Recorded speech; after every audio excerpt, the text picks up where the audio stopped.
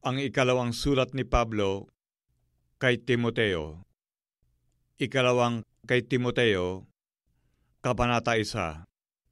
Si Pablo, na apostol ni Kristo Jesus sa pamamagitan ng kalooban ng Diyos, ayon sa pangako ng buhay na nasa kay Kristo Jesus.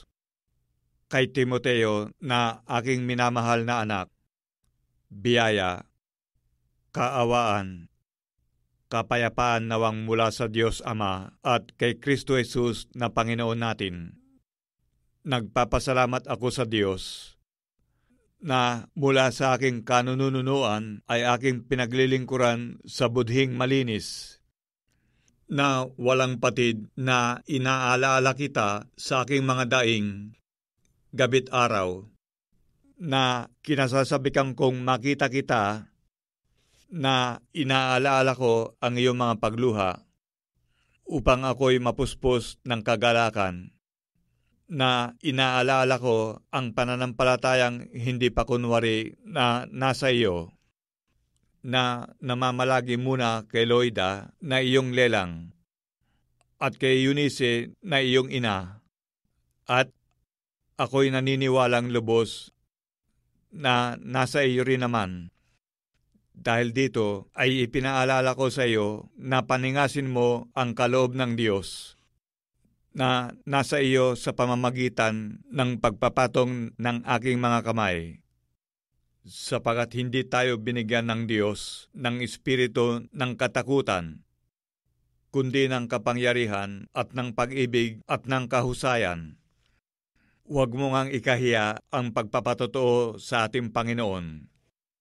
Ni ako na bilanggo niya, kundi magtiis ka ng mga kahirapan dahil sa Ebanghelyo ayon sa kapangyarihan ng Diyos, na siyang sa atin ay nagligtas at sa atin ay tumawag ng isang banal na pagtawag, hindi ayon sa ating mga gawa, kundi ayon sa kanyang sariling akala at biyaya, na ibinigay sa atin kay Kristo Jesus buhat pa ng mga panahong walang hanggan. Ngunit ngayon ay nahayag sa pamamagitan ng pagpapakita ng ating tagapagligtas na si Kristo Jesus, na siyang nag-alis ng kamatayan at nagdala sa liwanag ng buhay at ng walang pagkasira sa pamamagitan ng Ebanghelyo. Na sa mga bagay na ito ay ako'y itinalaga na tagapangaral at apostol at guro. Dahil dito'y nagtiis din ako ng mga bagay na ito. Gayunmay hindi ako nahihiya, sapagkat nakikilala ko yaong aking sinampalatayanan, at lubos akong naniniwalang siya'y makapag-iingat ng aking ipinagkatiwala sa kanya hanggang sa araw na yaon. Ingatan mo ang mga ulirang mga salitang magagaling na narinig mo sa akin, sa pananampalataya at pag-ibig na nasa kay Kristo Jesus. Yaong mabuting bagay na ipinagkatiwala sa iyo ay ingatan mo sa pamamagitan ng Espiritu Santo na nananahan sa atin.